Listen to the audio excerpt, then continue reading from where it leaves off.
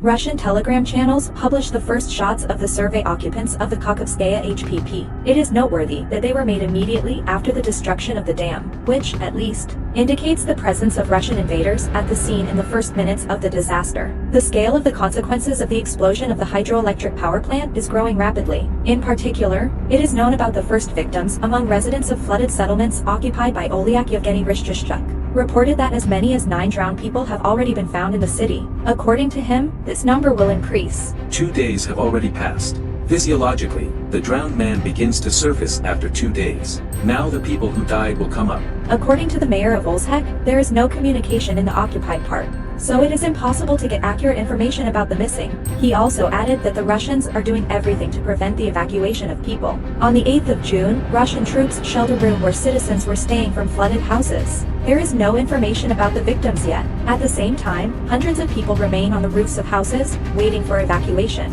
In addition, the current takes out the garbage and the removal of objects. Streams of water tore down the explosive barriers that the occupiers were building on the left bank. According to the Operational Command South, a huge number of mines are drifting in the water downstream. In this regard, residents of Odessa are asked to refrain from walking along the coast. The water carries mines, tripwires, and unexploded ammunition to the shores. This is a threat to the life and health of residents of the region. In the conditions of the development of an emergency situation related to the undermining of the Kakovskaya Hydroelectric Power Station, the mine danger is intensified along the banks of the Dnieper, the Dnepropetrovsk estuary, and the entire Black Sea coast of Mykolaievshkina and Odeshkina. Our local partner Igor has just taken me out on a boat to see some of the worst affected parts of Hassan City, and as you can see all around us, the devastation is just beyond belief, beyond imaginable. I'm so proud of our work to support people like Igor and his organization that are helping so many civilians here. But we desperately need your help. We need more support.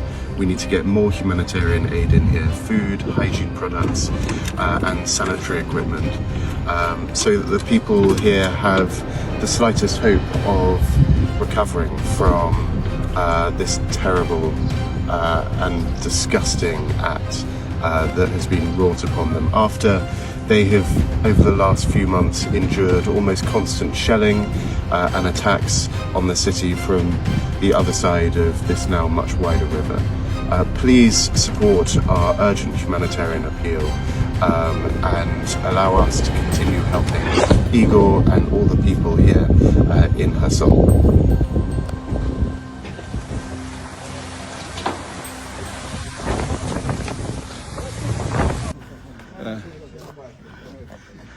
Dear friends, I just come now with the sheriff, this special car to bring people here from all the river and the Russian here.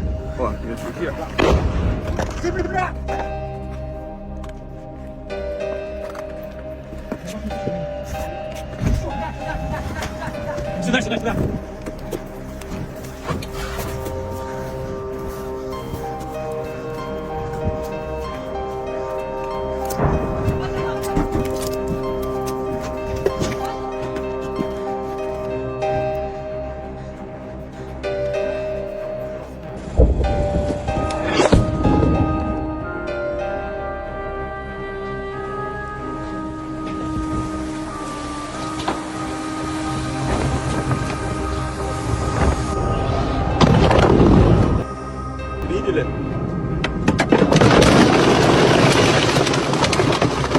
We're now on our way south of the Dnipro River towards one of the tributaries, towards the river mouth. Just look at this. Look how submerged these industrial fields and buildings are. And it's here where the flooding is at its worst. Just in this area, there's about 25 villages like this. It looks like basically the entire first story, some of the second stories are completely submerged. So everybody's homes is basically destroyed now.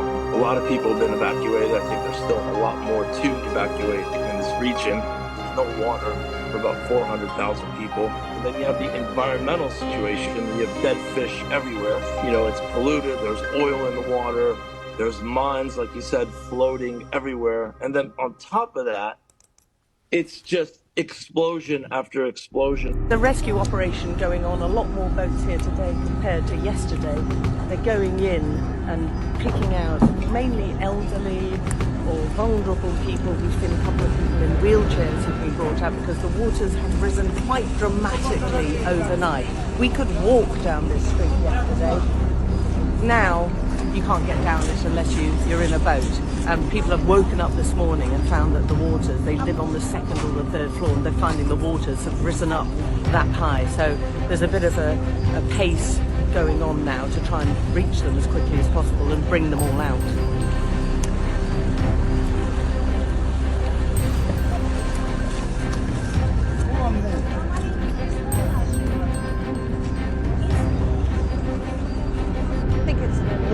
Disaster. It's a humanitarian and environmental catastrophe and crisis.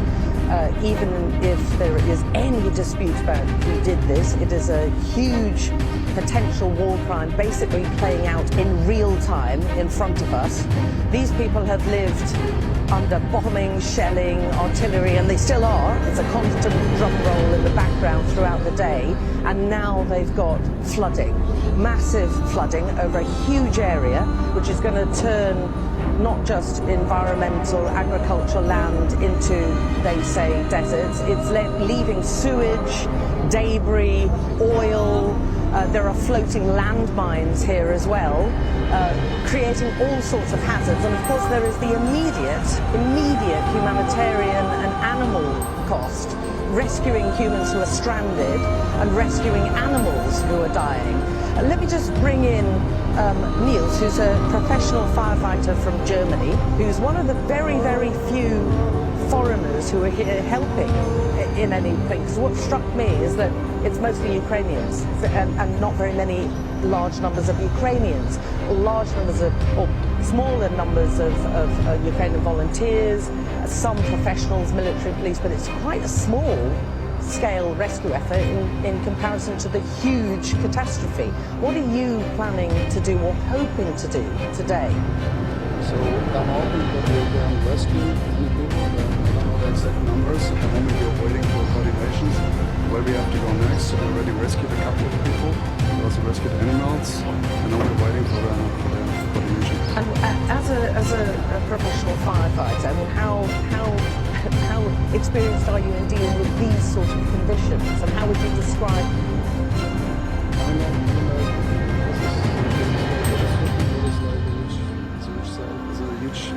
Area, scale, actually, so this scale I never had before. Yeah, so you've never seen anything quite this big. And what about, have you been able to work out the conditions that you're going to have to be plunging yourself in for, in terms of, because they're talking about disease, possibly an outbreak of cholera. There's lots of sewage, you can see it floating around. This is actually what comes afterwards. At the moment we just have the evacuation. Okay, and how are you going to do that? How are you going to try? You've brought equipment. We have the boat, we have personnel, we have a bit of equipment. It's not enough. We need more boats, like I see it. We need also more life jackets and other equipment for water rescuing. And I actually don't know how many people are out there, so we just wait. Yeah, well, good luck today, Niels, and thanks for talking to us. Good luck.